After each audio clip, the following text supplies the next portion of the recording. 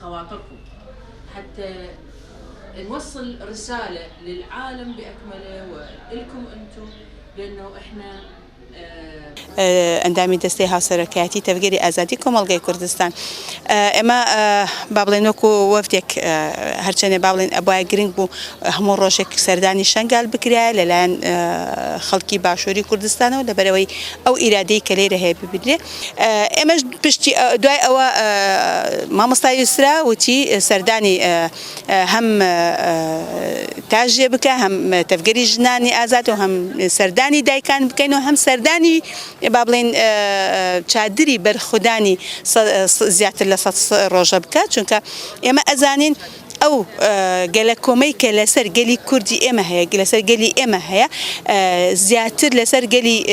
ئێزیدیە چونکە گەلی ئێزیدی یاخود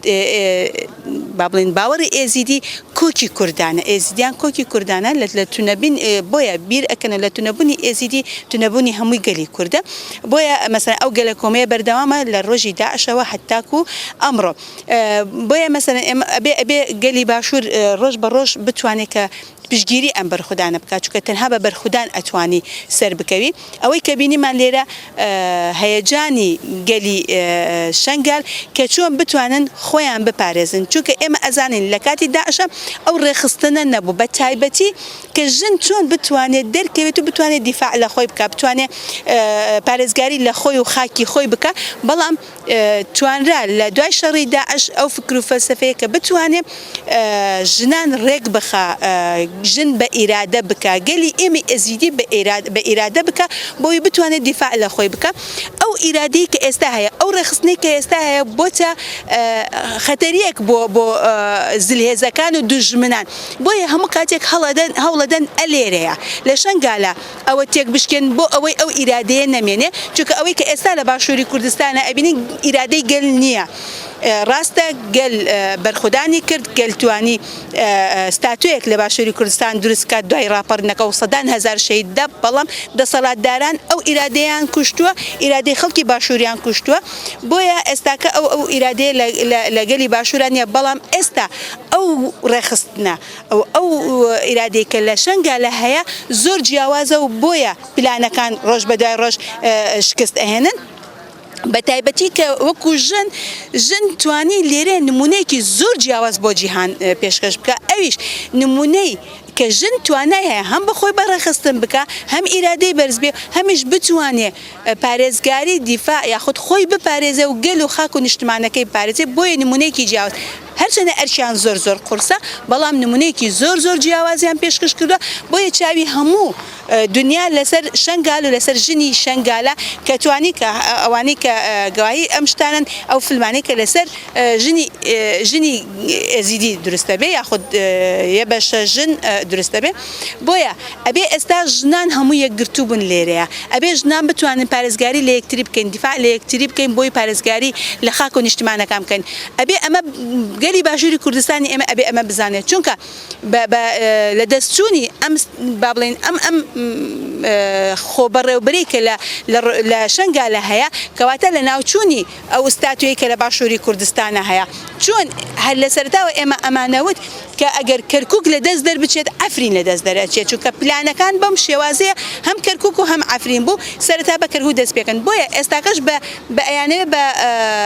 بە شەنگال دەست پێ بکەن بۆی ئەو ئیرادەی کە لێرە هەیە نەمێنێ ئەو ڕێخستنەی کە لێرە هەیە نەمێنێ بۆ ئەوەی ئەو ستاتویی کە لە باشووری کوردستانە یاخود گەلی کورد بەگشتی تونە بکەن بۆیە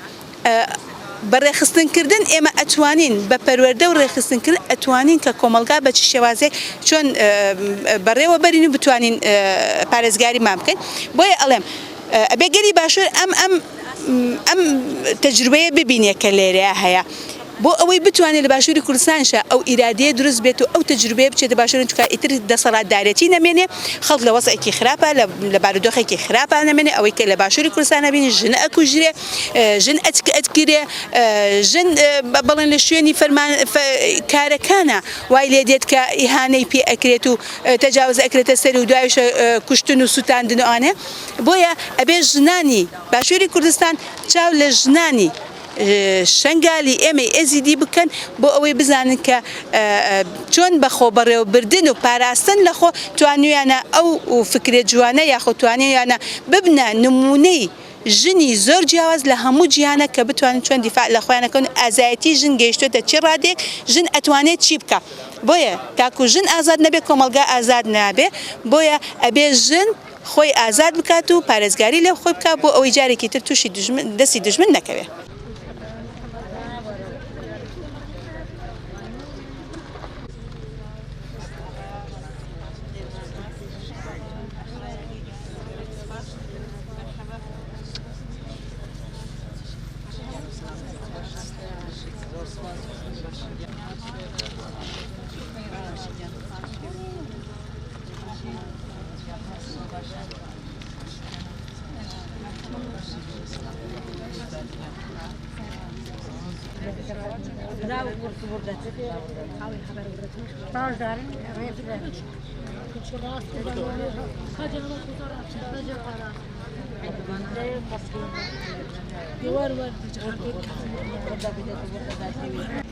مجلسی یاخود ئەندامی مەجلیسی گەرمیانە هەماڵ هاوڕێ هاوسەرەکی گەرمیانە تەبگەری ئازادی کۆمەڵگەی کوردستان ئەشی مامۆستا ڕووناک ئەندامی دەستەیە هاوسەرەکایەتیە تەبگەری ئازادی کۆمەڵگەی کوردستانە حقیقەتەن زۆر کەیف خۆش بووین ئێرۆ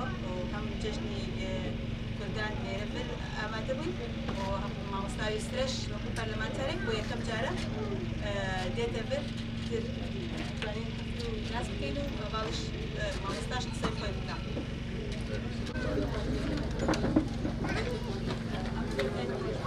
شانده که هاتیش و درج عراقی مثل پارلمانت عراقی وجی ماجی پیشوازیوان کرل بن کونی یا سایشا از خانده ام جيت خوازن مثلا ام طلبة حقي خوات كنت تشتي هكا ام جوان رد بيجن مدفي بجهينيا برلماني عراقي قال لك تينو ام مثلا طلبة حقي خوات كنو ام مجرد بايفن هتان هو تشتكش مرة نهات يا كرن هيب خودي ماجي هيزا خواوا كريا وامجي بريخستن وامجي بقواتن ما نابي تكسدي بين بشتافانيا ما بكن اش درفي ولات مدوي ام باراستن اخوا بكن خودي داخوازا امجي او امجي ام همو دسته خوا بدنا دسته کو خوشکو براتی ام پیگرا رابنا سر خوا بسش فرمانا و بسش قتل عامه هفتن فرمان بسري ما يزديادة هاتينا مجيد في امجي ببنا وكفان دولتي دي وبس فرمان بسري ما دبي. انا ايضا عندي رقابه على سلطه كسلطه تشريعيه عندي رقابه على السلطه التنفيذيه.